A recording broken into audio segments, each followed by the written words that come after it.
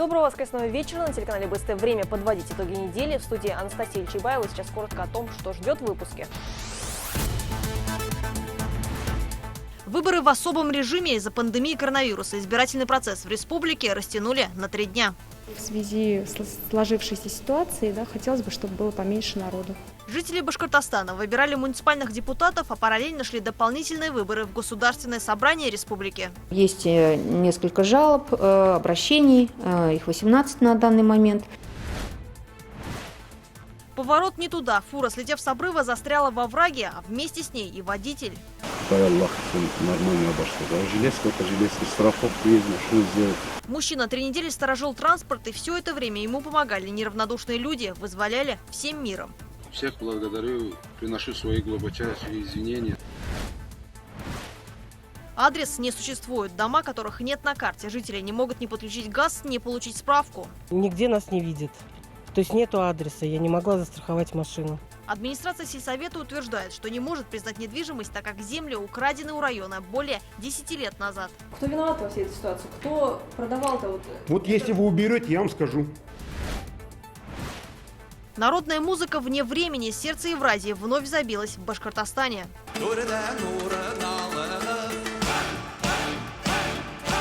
Калейдоскоп национальностей, десятки коллективов из разных регионов, когда даже дождь не способен разбить дружбу. В Советском Союзе сделан я в СССР.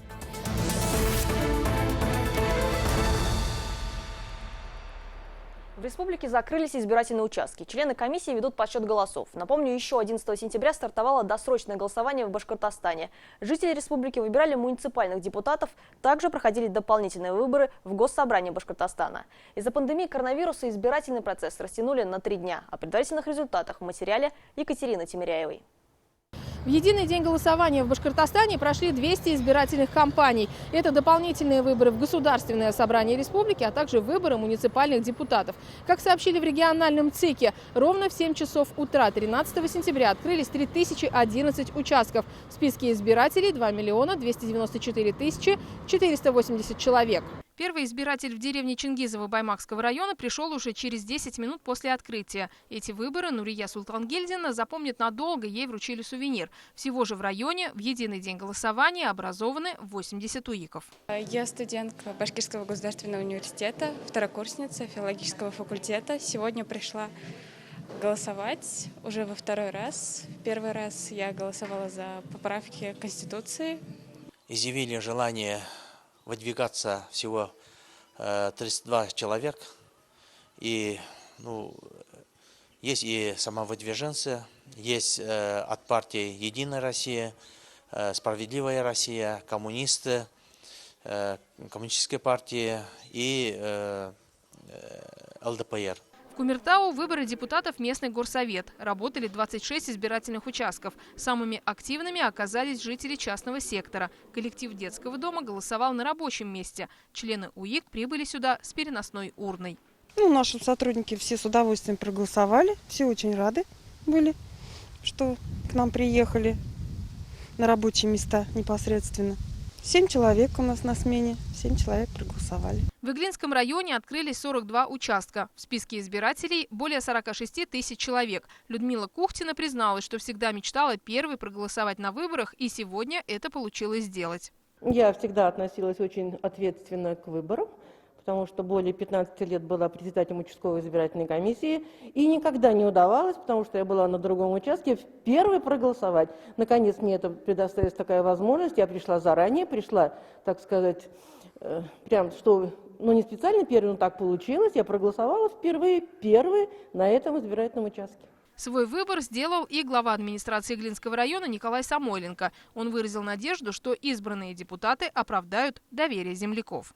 Соответственно, после того, как будут проведены подсчеты, сформируется новый созыв депутатов районного совета, которые решают большой круг задач. Это и принятие бюджета района, это и утверждение на должности главы администрации района, и принятие всех нормативно-правовых актов, которые проходят по нашему Иглинскому району. Соответственно, круг полномочий весьма большой. 13 сентября в Башкортостане прошли и дополнительные выборы в Госсобрании республики. 12 кандидатов по Новиковскому избирательному округу номер 14 и Металлургическому избирательному округу номер 35. По словам представителей УИК, обстановка на досрочном голосовании и в заключительный день была спокойной. На входе организован температурный контроль, проводится выдача средств индивидуальной защиты и антисептиков согласно рекомендации Роспотребнадзора. Ход голосования проводится в соответствии с законодательством Российской Федерации. Активность хорошая, люди приходят, голосуют. Обстановка, как вы видите, спокойная, потому что в этом году уже повторно выборы проводятся в трехдневный период, и поэтому, граждане нашего избирательного участка начали голосовать еще с позавчерашнего дня. Сегодня третий заключительный день, но мы надеемся, что явка будет побольше. Почему? Потому что, как правило, сегодня воскресный день, теплый день, народ начнет подтягиваться где-то в районе 6-7 вечера. На избирательных участках практиковали и выезды на дом. 82-летняя жительница Уфы Фандида Анасова самостоятельно посетить УИК не смогла по состоянию здоровья, но свой голос все же отдала. Члены избирательной комиссии прибыли к ней домой с выносной урной. Спасибо, что пришли. Удивило за то, что их вон сколько. Много вас, много пришли. Мне очень приятно. На самом деле голосовать могли все. Если люди приболели, неходящие, им много лет, они позвонили, мы записали данные, и на следующий день, приехали сюда и проголосовали. ЦИК Башкортостана подводит итоги единого дня голосования. Среди городов средний процент явки – 27,25%, среди муниципалитетов – 55%. Высокую активность избирателей сохранил Сибай – более 54%. Среди районов – Благоварский, Тытышлинский и Шаранский – от 70 до почти 76%. По состоянию на 18 часов в единый день голосования, то есть сегодня, 13 сентября, проголосовало уже 44,35% избирателей. В принципе, явка хорошая для местного уровня, поэтому все идет в штатном режиме, в рабочем. Есть несколько жалоб, обращений, их 18 на данный момент. Также разбираемся, смотрим, пока нарушения не подтверждаются. В ЦИК также отметили, что для сравнения на выборах депутатов в представительные органы местного самоуправления 18 сентября 2016 года на 18:00 проголосовало свыше 62%. На выборах в Государственное собрание осенью 2018 года 40,24%. В единый день голосования этого года все участки закрылись в 21 час, после чего начался подсчет голосов. Екатерина Тимиряева, Азат Ишбулатов, Вадим Исламов, Виктор Миренков, Анас Валиуллин. Итоги недели. Из клиники БГМУ выписали последних пациентов, которые лечились от COVID-19. Красная зона на базе больницы начала функционировать еще в апреле. Врачи неделями не видели родных, работали в душных костюмах. И вот, наконец, медики переходят на привычный режим работы. Подробнее в следующем сюжете. До свидания, здоровья. До свидания, спасибо большое. Еще недавно ни Елена, ни врачи не знали, выйдет ли она отсюда. По лестнице спускаться помогают медики. Сил идти самостоятельно еще нет. Они были ее поддержкой и все последнее время. Месяц в реанимации, где за жизнь женщины шла настоящая битва. То, что вот я сейчас стою, дышу, разговаривать могу, это только благодаря им. Я поступила больше месяца назад, месяц реанимации. И вот то, что сотворили люди, это просто чудо. Медики просто вот от Бога. Каждый выписанный из реанимации пациент – это отвоеванная жизнь, где по одну сторону ковид, по другую реаниматологи, врачи, медсестры, санитарки. Общая победа. 20-дневные выводы у нас было, 20 дней, слава Богу, выздоровел. Вам огромное спасибо, что вы нас не подвели, что вы боролись за свою жизнь. И у многих пациентов, прощающихся с ковид-госпиталем, одно и то же желание. Хотела еще кого-нибудь увидеть без масок, вот своих реаниматологов. Никого нет. Вы, да, Антон Викторович, вот узнала, который, да, засмеялись. Спасибо большое, нельзя обниматься. Спасибо большое вам. Последний день работы госпиталя и последние его пациенты, прошедших реанимацию, можно узнать по сбитому дыханию и приглушенному голосу. Впереди у них еще долгое восстановление. С каждым из этих врачей мы виделись в красной зоне. Тогда за сутки принимали десятки пациентов. Леонора Нурфаизовна, заведующая терапевтическим отделением, работала вместе с дочкой, студенткой БГМУ. Она была нашим проводником в красную зону. Самая большая награда для нас то, что наши пациенты выздоровеют.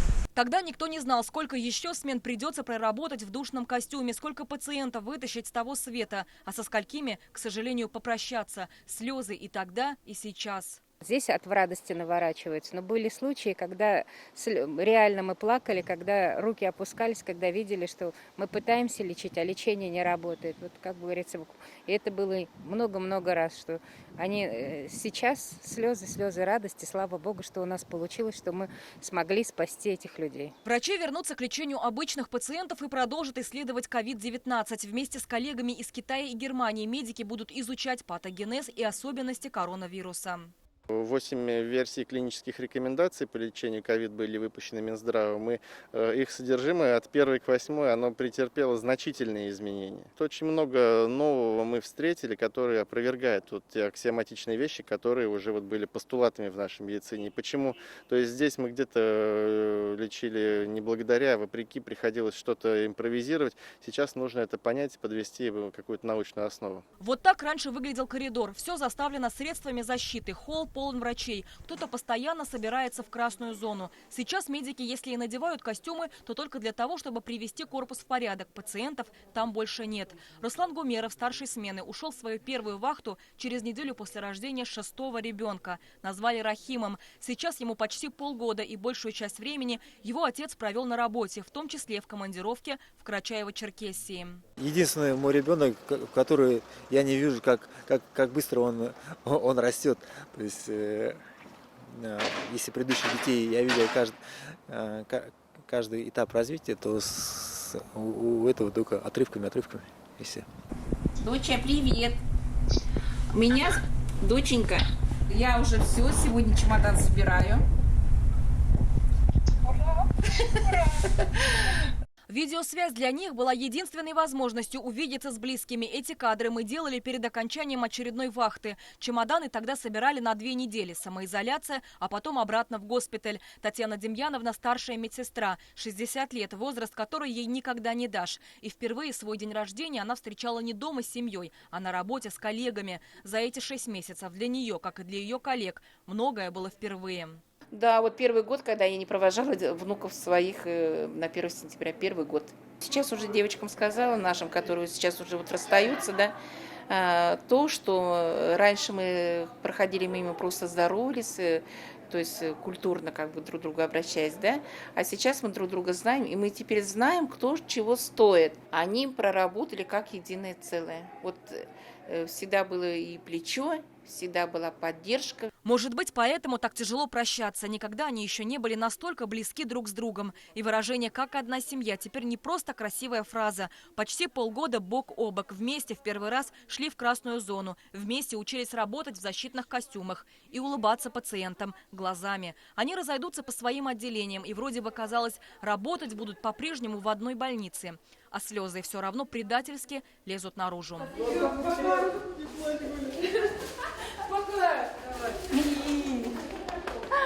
Все, будем скучать. Увидимся еще? Конечно, увидимся.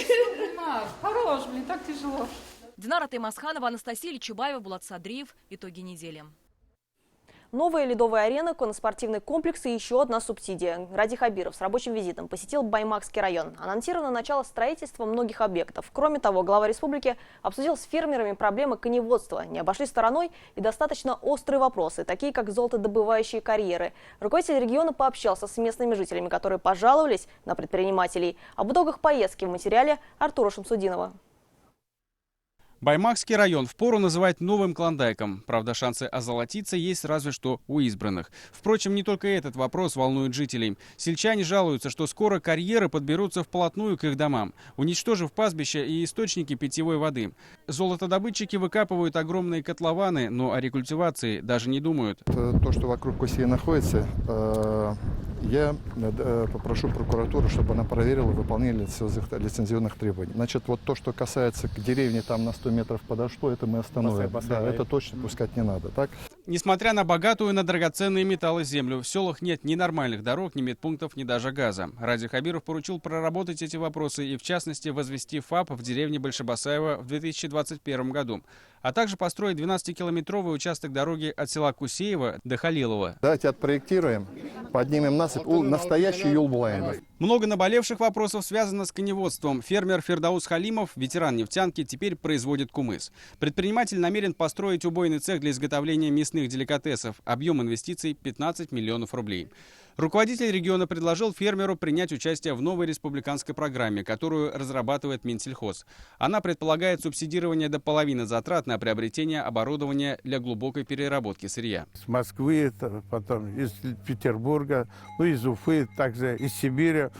Говорят, будем покупать. А вопрос, будет ли и как, в каком количестве, пока вопросом остается. Ряд объектов глава республики посетил в самом Баймаке. В 4-м лицее он ознакомился с реализацией проекта «Взлетай», в рамках которого школьники изучают языковые курсы и шахматы, занимаются танцами и вождением. Радио Хабирову также показали станцию юных натуралистов, где работают с особыми детьми. А в этом году в учебном заведении начал функционировать кабинет стоматологии. В связи с пандемией был приостановлен. На данный учебный год запланировано 2381 учащихся школы города. Считаю, что это очень хорошая программа. Отдельное внимание уделили теме спорта. На очереди строительство сразу нескольких крупных объектов. Уже в этом году в городе начнут возводить ледовый дворец Баймак-Арена, где будут развивать хоккей, фигурное катание и шорт-трек. Ну а в селе Тимясово Ради Хабиров осмотрел площадку, на которой в ближайшем будущем появится современный ФОК. Строительство физкультурно-оздоровительного комплекса с бассейном позволит заниматься спортом не только жителям Тимясова, но и близлежащих деревень, которые пока вынуждены делать это в небольших школьных спортзалах либо на территории старенького стадиона. Кстати, именно на его базе и планируют возвести ФОК. Ориентировочная стоимость работ 260 миллионов рублей. Руководитель республики также поддержал строительство конно-спортивного комплекса, проект которого предложили сами жители, и поручил начать газификацию Тимясова в 2021 году.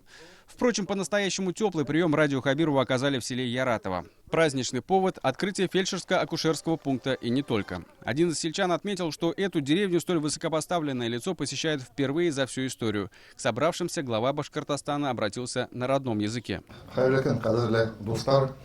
Хәрлекен, хөрмәтле баймактар, күптән монда килмәгән идем, шуңа монда бер проблемалар ялап йылды инде.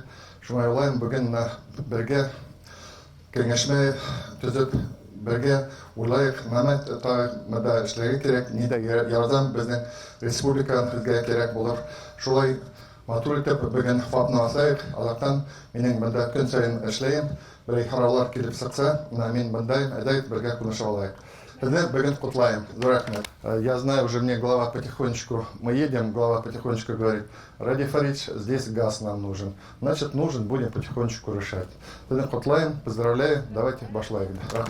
Подводя итоги поездки, глава республики сказал, что главное – понять, чем живут люди. Запуская различные социальные программы и строя объекты, чиновники должны прежде всего учитывать мнение жителей.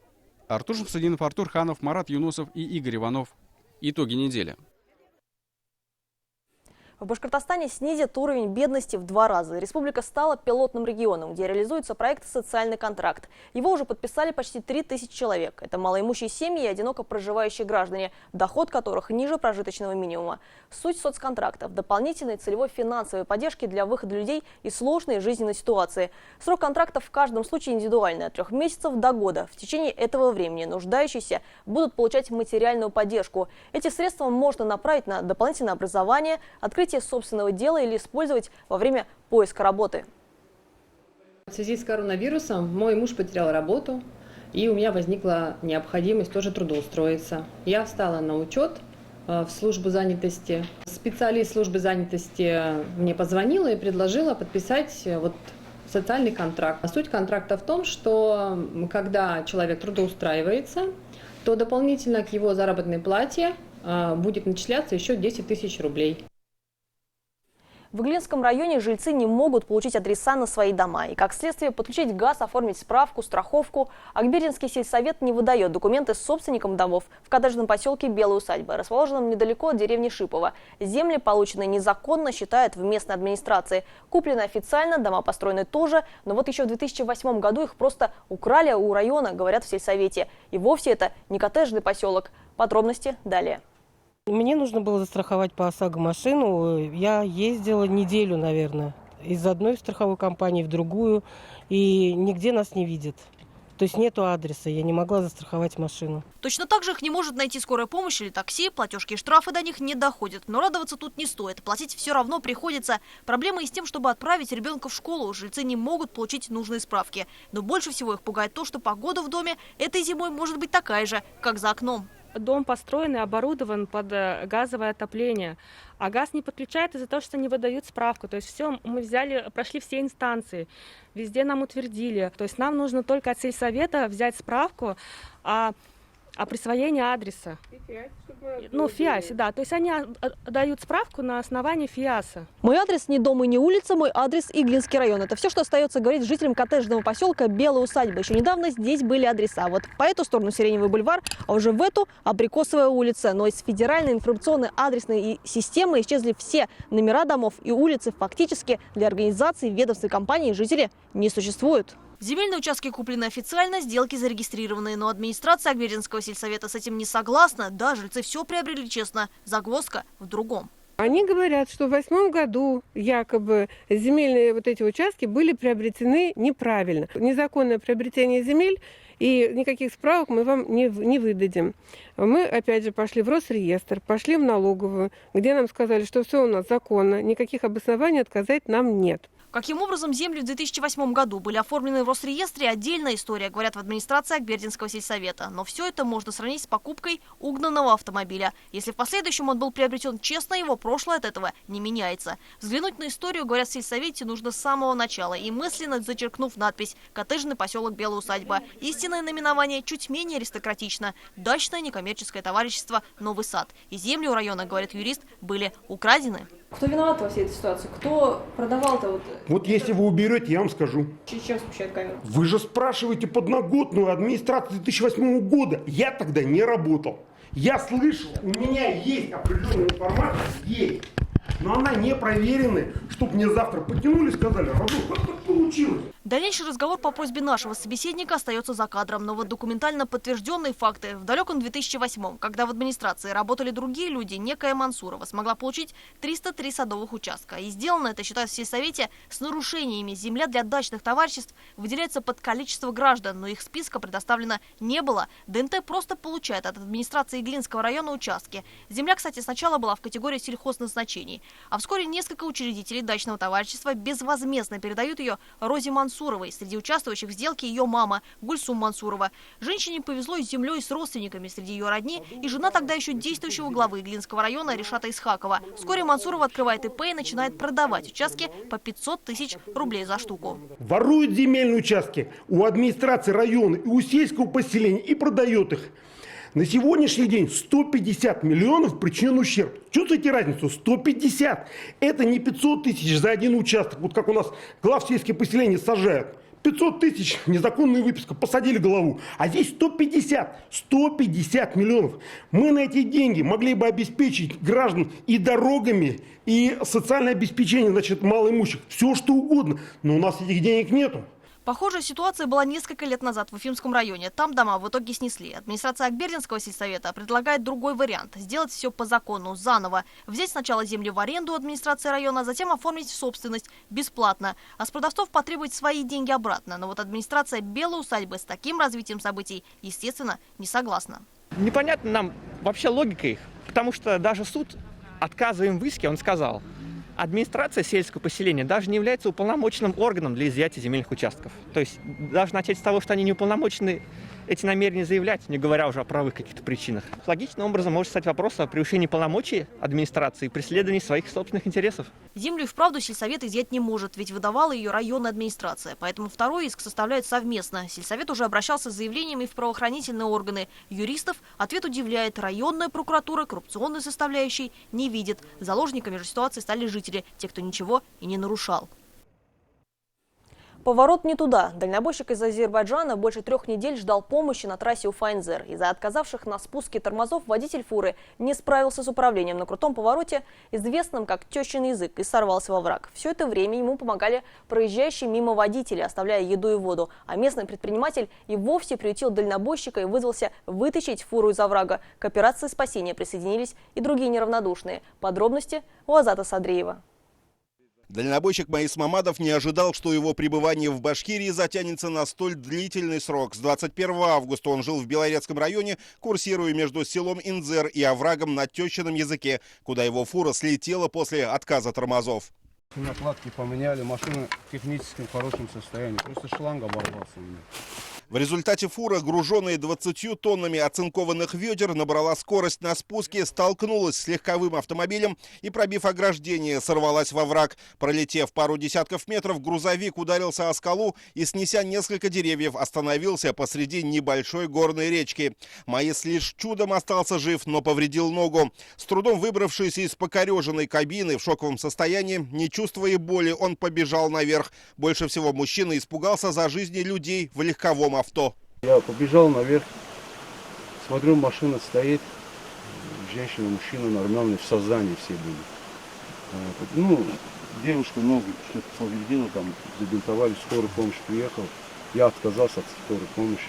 Вызвав хозяина груза, дальнобойщик несколько дней не отходил от машины, боялся мародеров. Говорит, что однажды встретил медведя, а по ночам слышал вой волков. Продукты и вода быстро закончились, помогли неравнодушные водители. Решили заехать, так как по пути, да, что-нибудь, как говорится, угостить хотя бы, там, купили вам чуть-чуть продуктов.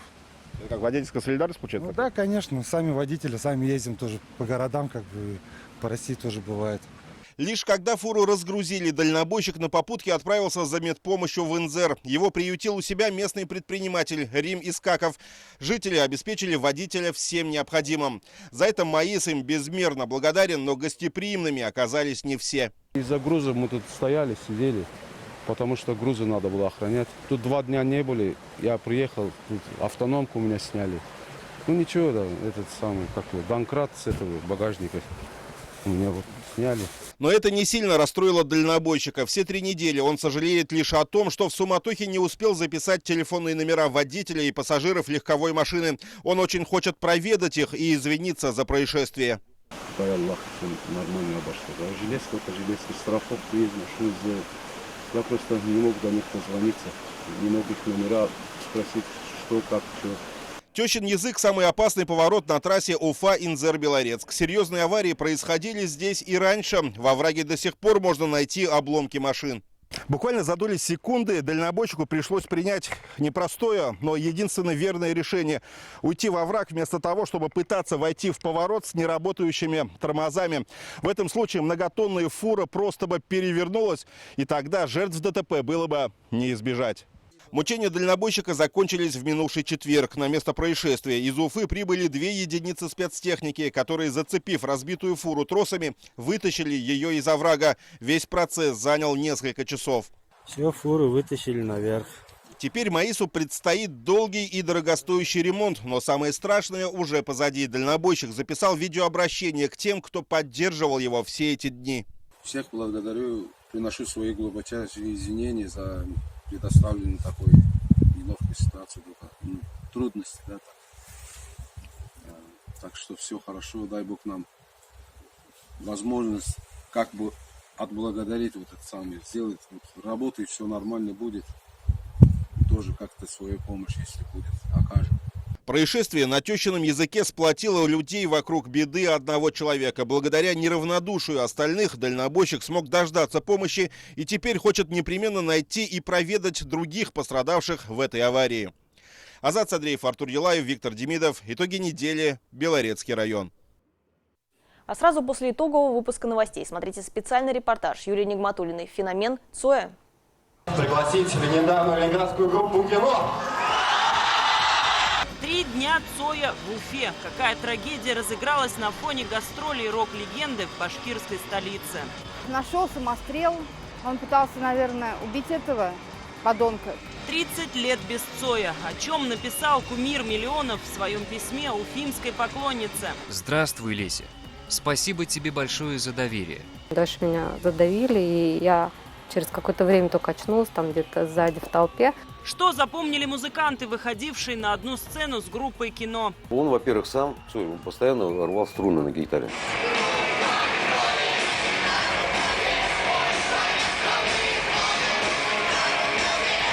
Музыка без времени и границ. В чем феномен Цоя и почему миллионы голосов по всему миру продолжают исполнять его песни? Попробуем понять.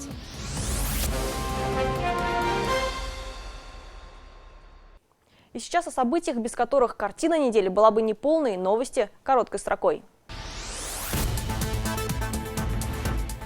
Бывший председатель Совета Демской торговой базы подозревается в попытке рейдерского захвата вьетнамского рынка в Уфе. Об этом сообщает Башинформ со ссылкой на пресс-службу Башпотребсоюза. По их информации, Дамир Ермеев после своего отстранения вносил изменения в сведения Единого госреестра юридических лиц, а в налоговую представлял поддельные документы о своем избрании. По итогам проверки, инициированной новым руководством рынка, оказалось, что бывшее правление сдавало в аренду торговые помещения нескольким предпринимателям по заниженным ставкам. Также 8 сентября камеры видеонаблюдения зафиксировали, как несколько человек под руководством Ермеева вывезли документы и имущество из офиса Демского рынка. Местонахождение подозреваемого пока установить не удалось.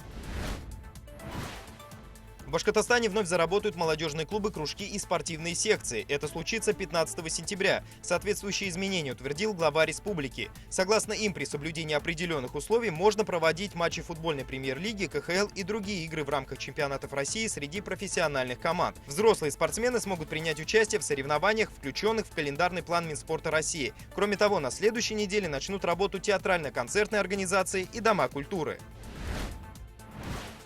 В сентябре безработные получат выплаты на каждого несовершеннолетнего ребенка. Соответствующее постановление опубликовано на сайте правительства России. Согласно документу, каждый нетрудоустроенный, у которого есть дети до 18 лет, получит 3000 рублей к пособию по безработице. Такую соцподдержку выплатят почти 3 миллионам человек. На эти цели из федерального бюджета выделено 8,5 миллиардов рублей.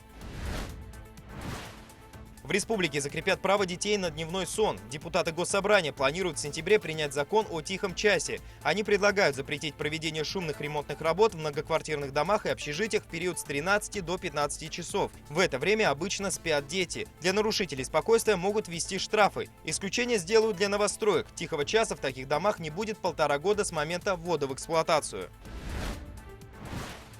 4 года условно за истязание детей. Как установил суд, Илина Сомова в период с 2009 по 2018 года жестоко избивала детей, ставила клизмы с уксусной кислотой, обливала контрастным душем и ограничивала в еде. Свидетели и сторона обвинения связывала это с тем, что женщина состоит в организации «Радостея» и приобщала к ее требованиям 2 родных и 2 приемных детей. Журналисты и пользователи соцсетей оклеймили женщину-ритмолога матерью-сектанткой, но суд при оглашении приговора эту деталь не учитывал. Илина Сомова была признана виновной, ей дали 4 года условно с испытательным сроком на 3 года. Адвокаты подсудимой намерены обжаловать решение Кировского районного суда уже в Верховном. Рустам Набиев на руках забрался на вершину Эльбруса. Блогер, который лишился ног после обрушения казармы в Омске, смог покорить гору. К восхождению он готовился около полугода. Сначала предполагалось, что на гору он зайдет на специальных санях. Но вскоре оказалось, что это невозможно. Идти пришлось на руках, там, где многие на ногах проходят с трудом. А кто-то просто разворачивается, так и не дойдя до вершины. Рустам Набиев на своей странице в Инстаграме рассказывал, что профессиональные альпинисты отговаривали его от этой затеи. Но даже несмотря на плохое самочувствие из-за перепадов высоты, у блогера получилось покорить Эльбрус.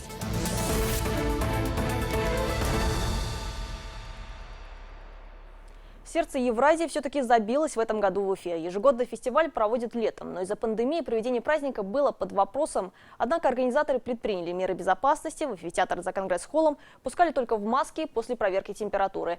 Также в этом году была сокращена программа. Праздник продлился всего 2 дня. Хедлайнерами стали Пелагея и Олег Газманов. В рамках фестиваля прошел флешмоб в национальных костюмах. По традиции фестиваль завершился красочным салютом. Обо всем подробнее расскажет моя коллега Лилия Курбанова. Путь к сердцу Евразии лежал в этом году через контрольные рамки. На входах в амфитеатр за Конгресс-холлом проверка температуры, а еще пропуск только при наличии маски. Маски и плащи. Я думаю, что нужно хорошее настроение. Маска как обязательный аксессуар и к национальной одежде. Шествие в костюмах разных народов ежегодно сопровождает фестиваль «Сердце Евразии». В этот раз ограничились флешмобом. Башкиры, русские, удмурты, казахи и марийцы водили хоровод 7 национальностей. Давно мы не отдыхали так. Сердце просится отдыху. Я могу танцевать и с маской. Главное, ноги свободные. Ноги, руки, глаза. Горят глаза. Фотографии в одежде своего народа выкладывали в соцсети, не забывая про хэштеги «Мой национальный костюм» и «Милли костюм». Лучшие кадры участников опубликуют в фотокалендаре на следующий год. В поиске по хэштегам сейчас больше 1000 снимков. Среди них кадры и в современной одежде с элементами национальности. Так что чтить традиции можно и в повседневной жизни. Открыла сердце Уфе. Надежда Бабкина, певица, встретилась с главой республики Радием Хабировым. Народная артистка России пообещала помочь с организацией другого масштабного международного фестиваля. В Башкортостане в следующем году пройдет Всемирная фольклориада. Так что сердце Евразии стало некой репетицией перед еще одним крупным праздником искусств. У меня уже затеи такие, знаете, что я должна подготовить песню на башкирском языке. Обязательно объединиться с группой Аргымак. Умнейшие ребята. Я решила петь на башкирском языке. У нас где-то мы были, там было очень много татар. И мы спели на татарском языке. У нас вспомнили, что в репертуаре есть песни, и народ с удовольствием это принимал. После долгого перерыва впервые офлайн на сцену вышла Пелагея. С начала пандемии певица выступала только в сети. Наш режиссер, который снимает голос, его зовут Альдус, и он, в общем, Курмалеев, он знает об этом фестивале и много мне раз говорил о том, что ой, там так круто, там такой амфитеатр, тебе надо поехать вообще, тебе надо поехать, тебе так понравится. И, в общем, я ждала приглашения, я же сама не могу приехать. Я действительно очень люблю Уфу, вы правы, неоднократно приезжали, и все наши сольные концерты здесь были очень теплые. И я помню, как, я вот даже сейчас говорю, даже у меня мурашки не от холода, а наоборот, от теплоты, которую я испытываю к уфимским зрителям. Уфа вдохновила на создание новых произведений. Олег Газманов на пути к сердцу Евразии сочинил 2 песни. 2 песни прям дописал в самолете, пока летел. Одна песня про то, что мой друг ушел из дворца, и все, и я оставил. Ой, там смешная очень песня. Так захотели в Уфе остаться? Вторая песня называется «Мотороссы». Я просто всегда хотел, мне очень нравятся наши мотоциклисты в коже такие все, и они все время себя байкерами зовут. А мне хочется русские слова, чтобы были. Я подумал, что слово «мотороссы» очень интересно, как бы и мотор-россы. Мне всегда хочется, я всегда хотел мемы такие сочинять. Второй день фестиваля посвятили 75-летию Великой Победы. Олег Газманов начал свое выступление с песни «Бессмертный полк». Оскар Абдразаков в сопровождении эстрадно-джазового оркестра Башгосфилармонии исполнил военные песни. Это день победы.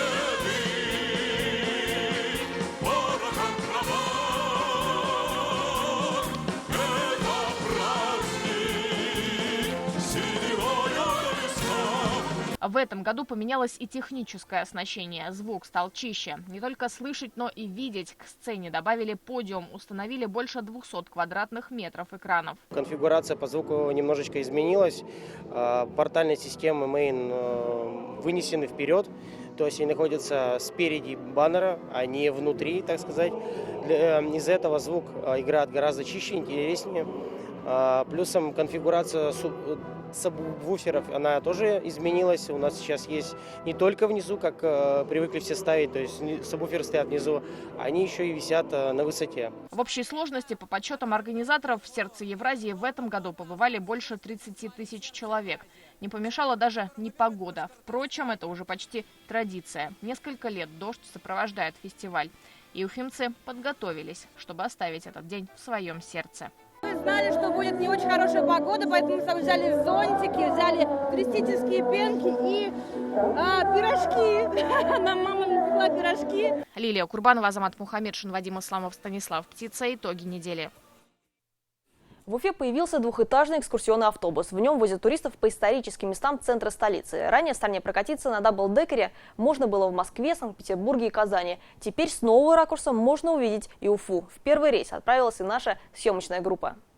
Земля неизвестная, земля новая, земля Башкирии. Эти надписи на латыни с фирменным логотипом украшают борта двухэтажного экскурсионного автобуса. Такой транспорт пока единственный в регионе. И на первую экскурсионную прогулку на нем пригласили почетных жителей столицы и районов республики.